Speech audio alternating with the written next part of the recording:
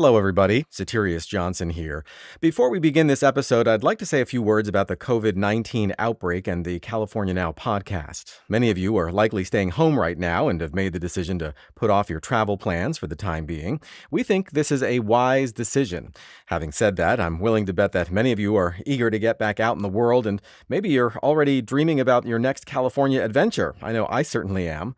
Since so many of you are self-quarantining and may welcome a bit of distraction, we've made the decision to continue producing episodes as the situation allows.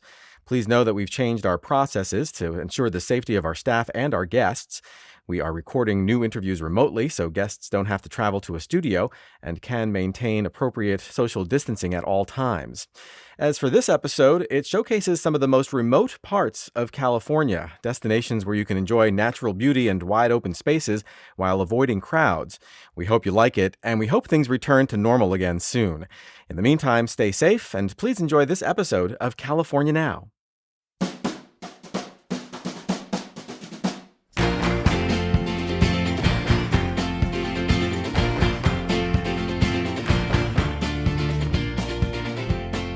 Welcome to California Now, a podcast produced by Visit California. I'm Soterios Johnson. This episode is all about the great outdoors, amazing places with wide open spaces.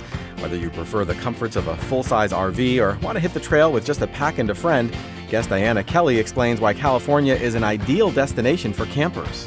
People think of camping as this, you got to go out in the dirt and you're cooking your dinner on a fire. And nowadays you can have all kinds of other experiences camping.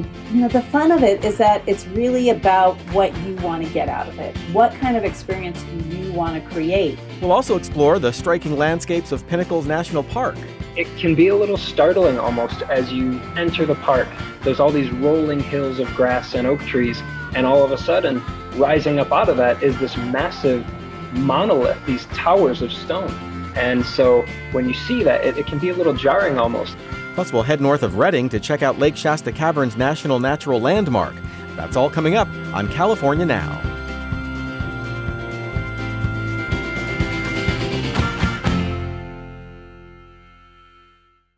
California is a big place full of incredibly scenic, wide-open spaces, and there's no better way to appreciate its epic scale than camping. Whether you prefer a recreational vehicle or a tent and sleeping bag, our next guest has insights into a variety of ways you can get out there.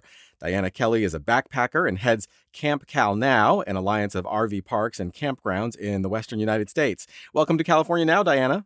Thank you so much for having me. I love to get out and talk about camping any opportunity I can.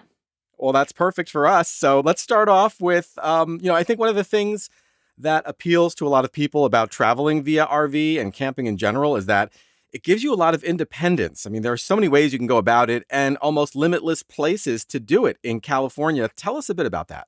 Well, California has so many wide open spaces. I mean, the state is enormous, right? And there's so many different ways to camp. So there's virtually something for everyone, and people think of camping as this, you got to go out in the dirt and you're cooking your dinner on a fire. And nowadays you can have all kinds of other experiences camping. And the fun of it is that it's really about what you want to get out of it. What kind of experience do you want to create? And you're really kind of the master of your own little adventure. That is really incredible. Is there such a thing as like a typical camper in California? It seems like there are so many options, like just depending on what you're into or maybe how much family you're bringing. I would have said yes. Years ago, yes, there was like a standard camping family. These days, it's all over the board. You've got your boomers that are in their RVs, you've got backpackers, you've got glampers, you've got family camps. So there isn't like a set camper. Nowadays, even people who typically don't camp or don't even really like the outdoors that much can get outside and actually camp. I really love the idea that people who don't maybe think of themselves as campers can actually, participate in it because there are so many options like glamping and things like that. So you can kind of dip your toe into it and get kind of as rustic as you want to. Oh, definitely. Now with there being so many different types of accommodations even, right? Everything from a backpack to a fully serviced glamping tent and a concierge to light your fire. anybody who wants to get outdoors can find their own experience. So yeah, it's pretty spectacular. So let's go through some of the different types of camping that folks can do in California. Let's start with RVs. I gather if you don't own one, there are probably lots of rental options, and also that not all RVs are created equal. So can you give us kind of an overview of what options are out there, both big and small? Yeah, absolutely. And, you know, if you're going to rent an RV or purchase an RV, one of the things you want to determine before you do that is where you're going, because there are different regulations with regards to the size of the RV that might prevent you from getting into certain areas. So when it comes to RVs, you've got your regular standard, what people consider motorhomes, but then you also have towables, right? So your motorhomes are listed in classes, class A, B, and C. And A are those big luxury diesel pushers. They're gorgeous. It's like a full-on home on wheels, right? They go anywhere from like 30 to 45 feet. They're pretty spectacular.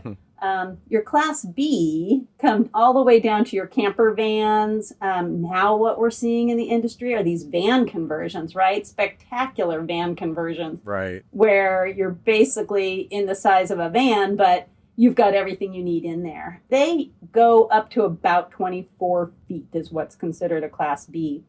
And then the class C are your kind of standard, what we all kind of think of as the motorhome. Your standard motorhome, your kind of average, mid-size, family camper kind of thing. But then you've got towables, right? So you've got everything from a tent trailer, which is a pop-up, to those great little cute teardrops that everybody's coveting right now. Yeah. The travel trailers are hard-sided, usually with a bathroom. You've got toy haulers, which have a garage for all your favorite toys. And then the fifth wheels are kind of like your class A of the towables. So they require a special hitch. They require a truck, but they're kind of like your class A of towables. So those are kind of your different options, and it depends largely on what you're comfortable with. Have you ever towed anything before? Right. Do you have a vehicle to tow it with? If not, maybe an RV is better for you. Are you comfortable driving an RV? What size? So those are a few things to kind of keep in mind when you're looking out there, like, do I rent? Do I buy? What are we going to do? How are we going to take this vacation? Right. And I did want to ask you about, like, how easy is it to set up for electric and maybe plumbing when you have, an RV or something that takes that? I mean, for somebody who has never done it before. The electric is pretty easy. So that is basically a plug-in, right? So you're going to plug into a pedestal in most of the RV parks. The plumbing can be a little bit more difficult and definitely something you want to get a lesson on before you go do it. Most of the time in a campground or an RV park, especially, there'll be somebody around that has done it before and can kind of show you how. But before you rent, I would definitely make sure you get all of the details from the rental company. If you're doing like an Airbnb type rental where you're renting someone else's RV, make sure they show you all of that beforehand. Is there an option where, like, the RV is just like already waiting there for me and ready to go when I get to the campground? There are options like that. I'm so glad you asked. Yeah, there actually are. Some areas and some RV dealers have a rental program where what they do is you call them up, you rent the RV, you tell them you've made reservations at, a certain RV park, and they will actually go and deliver that RV or that travel trailer to the RV park, get it on your site for you so that all you need to do is show up and you bring your food, you bring your clothes, you enjoy your trip, and then when you're done, you clean it up, lock up, and then you take off, and then they come and get it.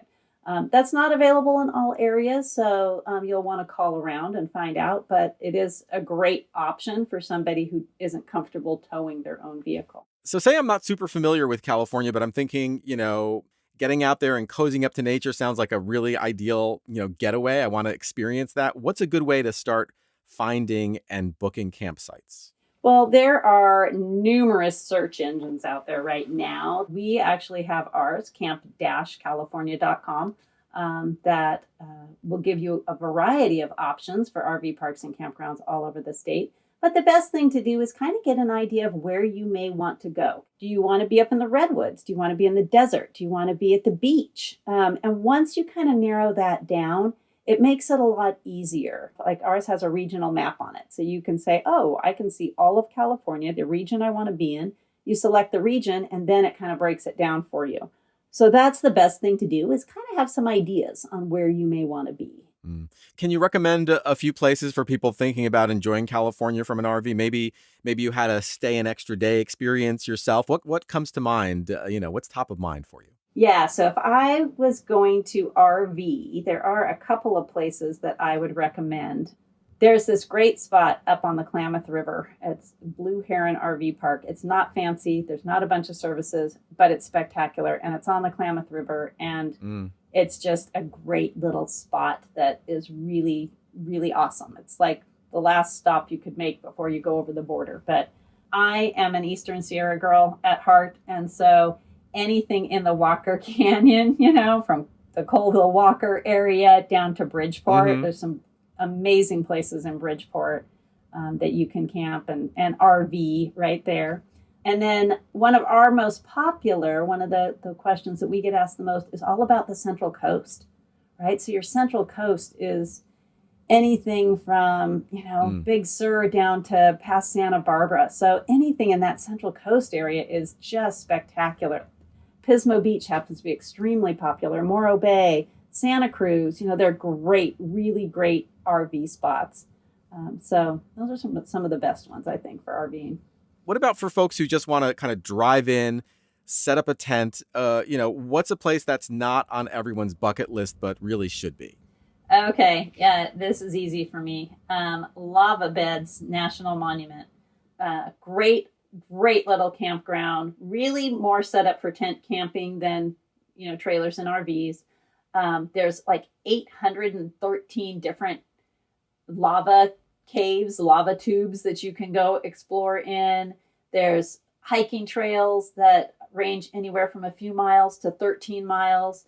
So it was a really, really nice, really beautiful spot. And I would say if you have a chance to go there, you should. It was really spectacular. What does it look like? Like, it sounds to me like lava beds and caves and things. It sounds to me like it might be kind of otherworldly. What does it look like when you're there? So when you're there, it just looks like flat, kind of high desert look to it. And it's right there at Tule Lake, which is also one of the big flyways for all the birds traveling north and south. So that's pretty spectacular in and of itself. But it looks just like a big flat, high desert area until you are actually walking amongst the caves. And then you realize there's an entire system in there of these lava tubes and caves that go for miles and miles and miles. It's spectacular. Wow, that's really amazing. All right, so what are some practical tips you want to make sure people know when planning to camp in California? We love reminding people if you're outside in California, you tend to want to have sunscreen and also to dress in layers. What else should people know? You want to make sure that you are prepared. There are lists online. I think we even have one on our Camp California website that will tell you, here's some things that you should bring. Here's some things that you should think about. If you have kids, think about where you want to go. Do you want activities for them that are in the campground, or do you want to go take them to do something? So really consider what experience you want to create before going, because that'll kind of lead you to your next list. What items do I need? What do we need to bring? And how prepared can we be? So definitely, be prepared and don't forget the fixins for s'mores, right? Oh my gosh, of course not. Yeah, that's the best part, right? This has really been great, Dyana. Thank you so much for joining us on California Now. Oh, thank you so much for having me. It's really fun to be able to share all this information with everyone. And certainly if they have any questions, they can always give us a call here at Camp California. Dyana Kelley is president and CEO of CampCalNOW. Online, check out camp-california.com. You can find more on Facebook and Instagram at Camp California. As always, we'll have links to all the places we talked about on today's episode and lots more on our website, visitcalifornia.com/podcast. This is California Now.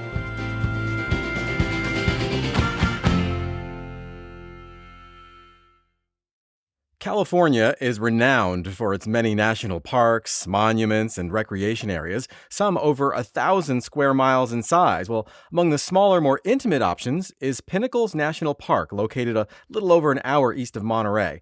It's a destination for hikers, rock climbers, birders, and fans of caves. Here to tell us more is Pinnacles Park Ranger Chris Symons. Welcome to California Now, Chris. Thank you, Soterios. Glad to be here.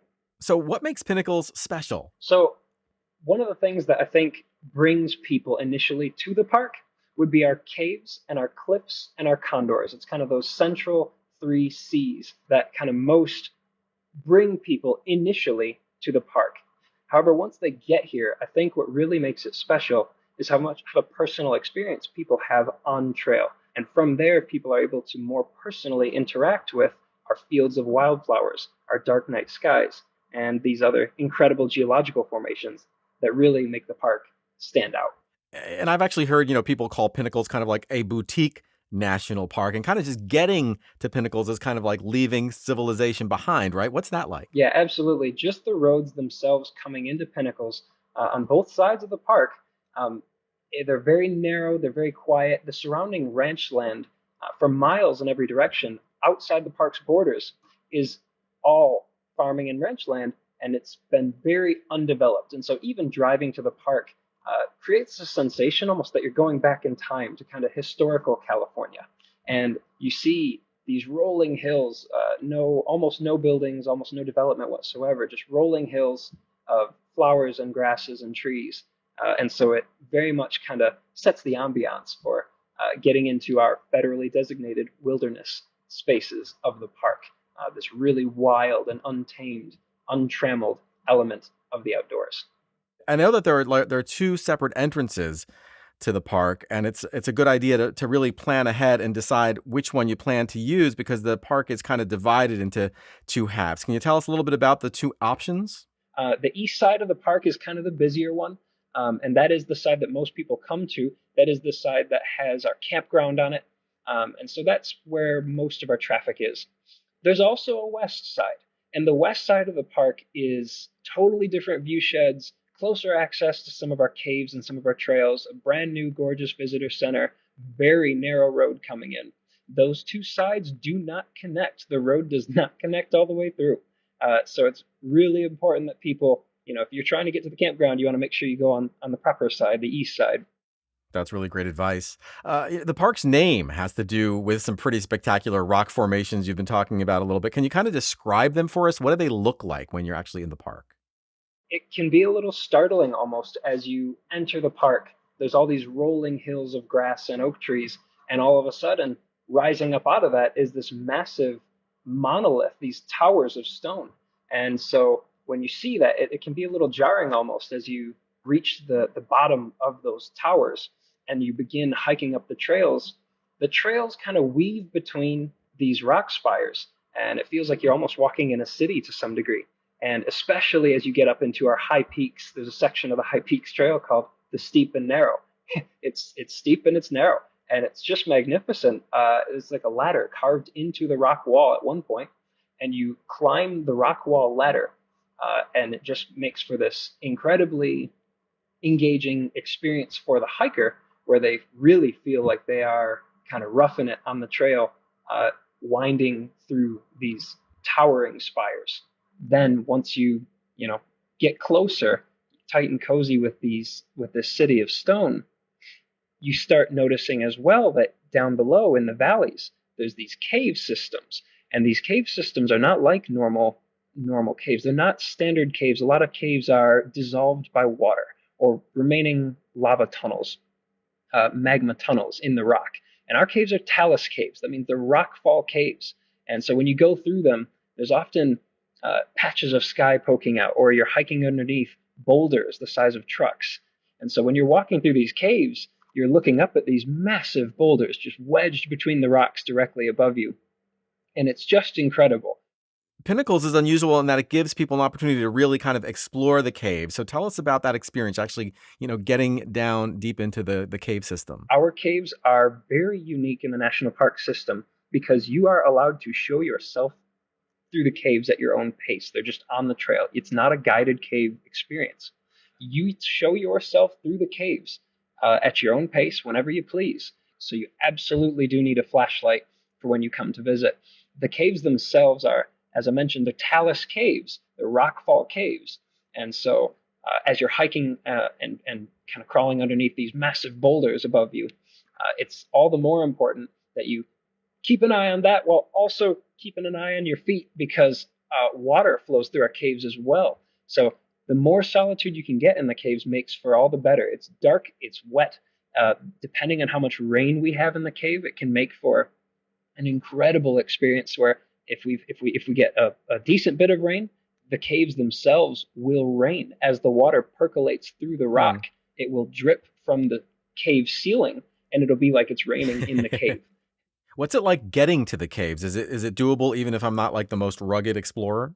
It's certainly not an easy trail through either of our caves, and so that's something to keep in mind.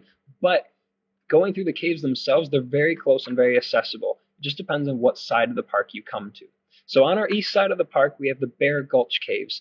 Those are the ones we take our K through 12 students on when we do guided ranger hikes. If you're looking for a more adventurous cave, we recommend the Balconies Cave. And that's going to be the one that's closer to the west side entrance. It's only a mile or so up the trail. When you enter that cave, you'll notice immediately that unlike the Bear Gulch Cave that has a staircase and a handrail, it's been opened up a little bit to make it more accessible. Our Balconies Caves are more rugged. And so as you start going through the Balconies Caves, you'll notice immediately that this is a mostly in its natural condition talus cave. And so it's even more critical that you have that headlamp with you or a flashlight because it's just an incredible experience. You want to go through that cave feeling the full adventure of it. It always reminds me of Tom Sawyer or Frodo taking the ring to Mordor. It's just an incredible adventure to be able to show yourself through the cave on your own little adventure of your own. That's really interesting. And I also know that California condors are actually a key part of what draws people to the park. I know they're a big conservation success story in the state as well. Can you give us some of that history? Yeah, absolutely. The condors are one of the most incredible things. They're kind of one of the three main features that draw people to the park. The condors themselves they're one of the largest and rarest birds in the world. They have about a 9.5-foot wingspan, which it's one thing for me to even verbally say that, and that it sounds big. But try just measuring that out on your own. We have actually several life-size replicas here just because when you see that size for yourself, it's just incredible. So they're one of the largest birds in the world, but they're also one of the rarest. And that is a huge story of conservation. At one point, their population dropped to just 22 left in the world. And from there, captive breeding programs were able to bring their numbers up over the last 30, 40 years. And so now we have about 500 California condors in the world, but of that number, only about 300 are wild. And of that number, our flock numbers about 35 here at the park. We are, here at Pinnacles, one of the best places in the world to see California condors. What are some of the ways that people visit Pinnacles? I guess you can camp there. You can maybe go in the morning for a day hike. What about night hikes? Do you have those? Oh, absolutely. We have incredible night skies here.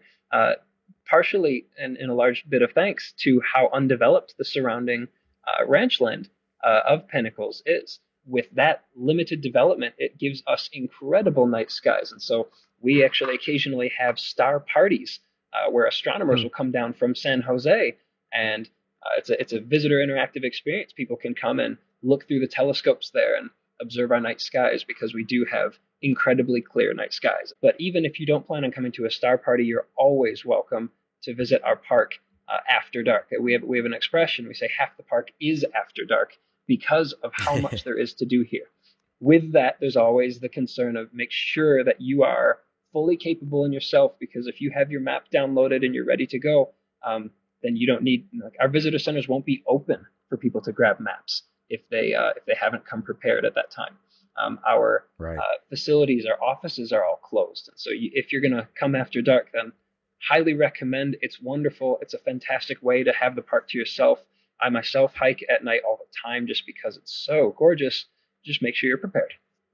Do you get a lot of people traveling like by RV? Does Pinnacles have facilities for that crowd? Yes, we do. On the east side campground, that's the only side that has the campground, so make sure you're coming through the east side. But we have an RV-specific element of our campground where you can hook up, plug in, all that good stuff. And for that, you should always check with our campground prior to your arrival to make sure, or on recreation.gov to make your campsite reservation.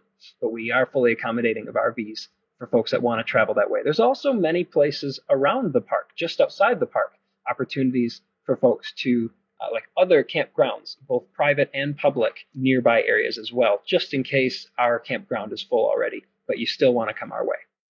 Well, Chris, I mean, this conversation has been really great. Thank you so much for joining us on California Now.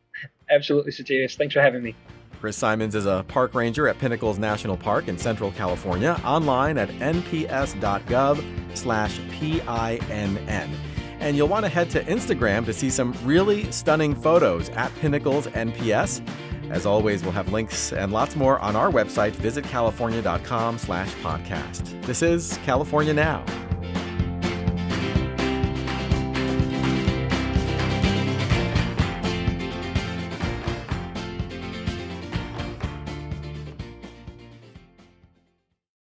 We love showcasing destinations that are off the beaten path, and this next one truly qualifies. In fact, it's underground. I'm talking about Lake Shasta Caverns, located north of Redding, California.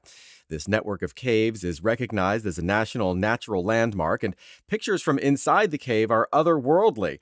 My guest, Matthew Doyle, has been leading cave tours there for nearly 20 years. Welcome to California Now, Matthew. Well, thank you very much. Can you kind of describe what it looks like when you first walk into the caverns? Like, I would imagine that it would be kind of a striking contrast to what you were just in the outdoors. You know, what really amazes visitors when they first walk in?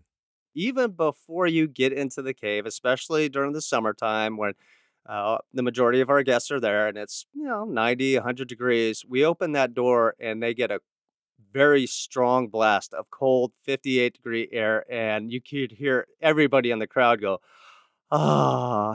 so that kind of primes them. They walk down a quick 150-foot tunnel, and then they start ascending a small flight, probably about 20 steps, and then boom, you start seeing formations, stalactites, stalagmites, flowstone. Can you kind of like paint a word picture for somebody? Try to describe like what it looks like and kind of what the reaction is from people when they actually see the inside of the actual caverns.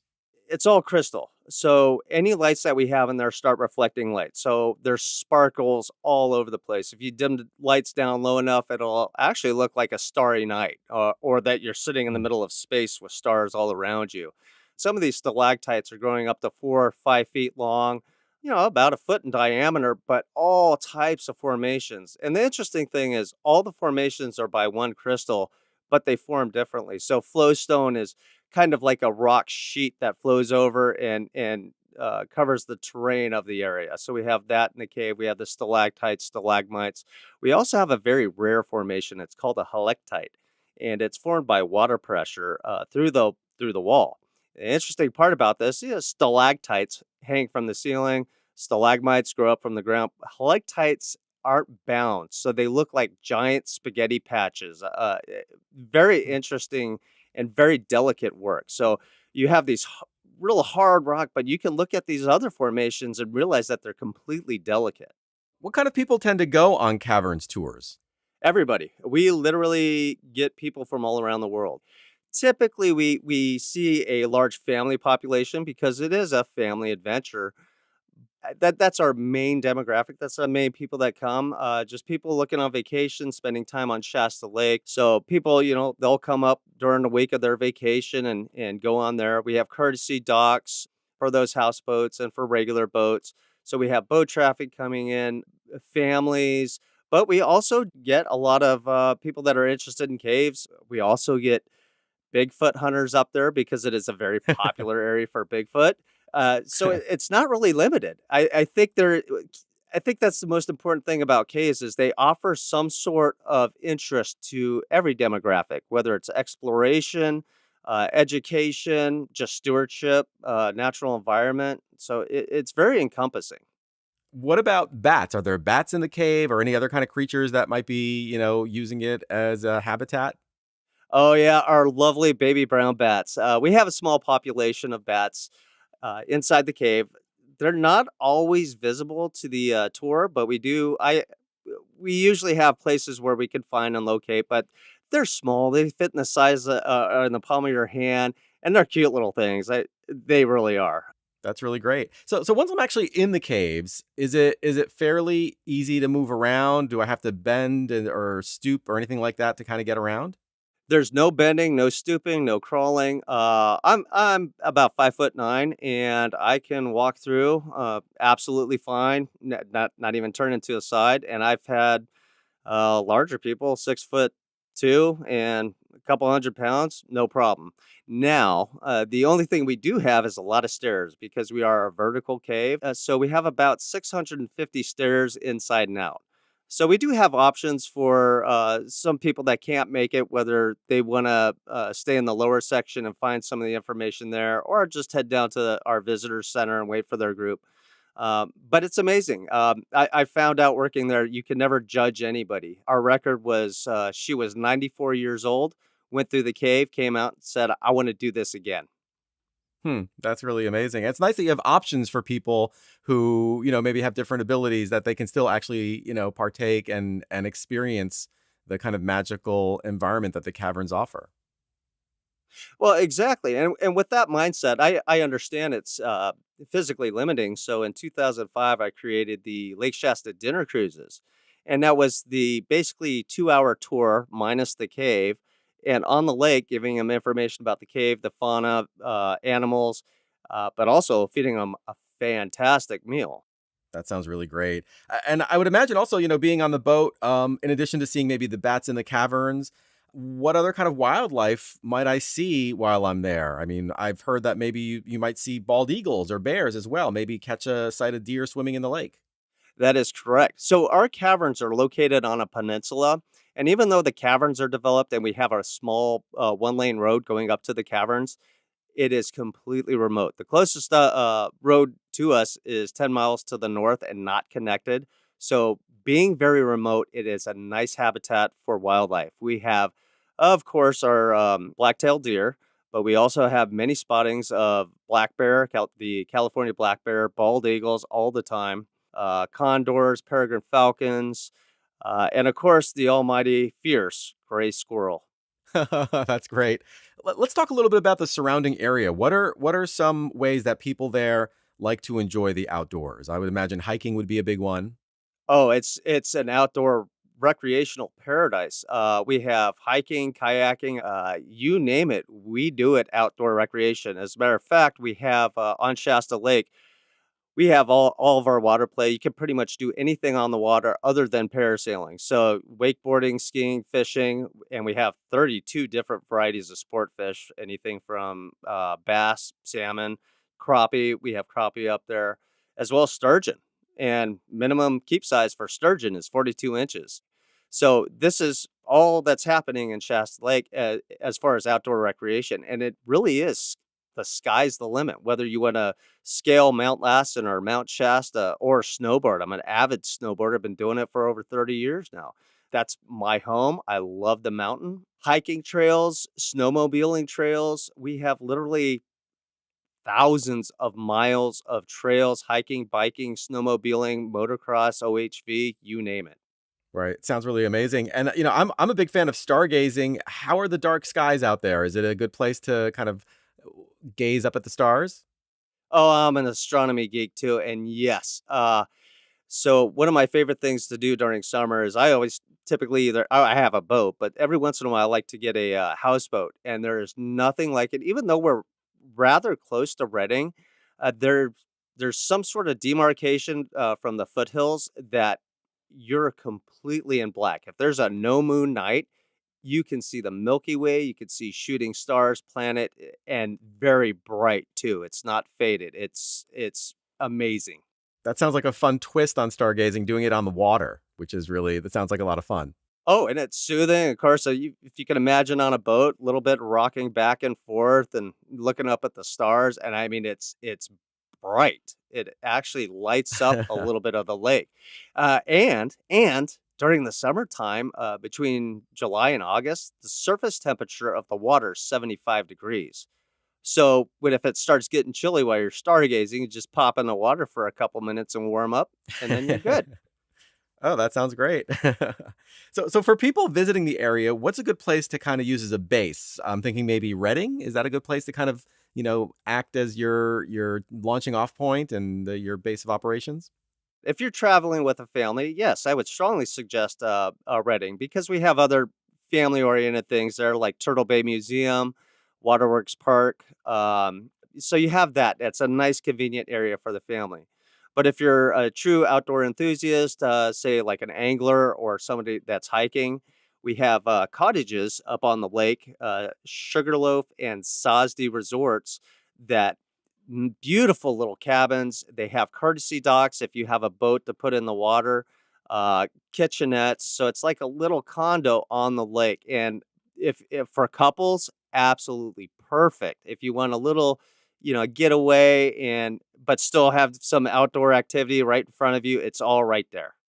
That sounds really great. Matthew, we have to wrap up soon, but first, are there any fun facts or little geological nuggets you want to share about Lake Shasta Caverns? Well, since you mentioned astronomy, the main mineral that forms all the formations inside of the cave is called calcite. Well, if you're good at astronomy and you know your history, Galileo's first lenses were made out of optical calcite. So that's kind of an interesting little fact. Absolutely. No, that sounds really amazing. Matthew, this has been so great. Thank you so much for joining us on California Now. Oh, I appreciate it. Matthew Doyle is general manager at Lake Shasta Caverns in Shasta County, California. They're online at lakeshastacaverns.com. As always, we'll have links and lots more on our website, visitcalifornia.com/podcast. This is California Now.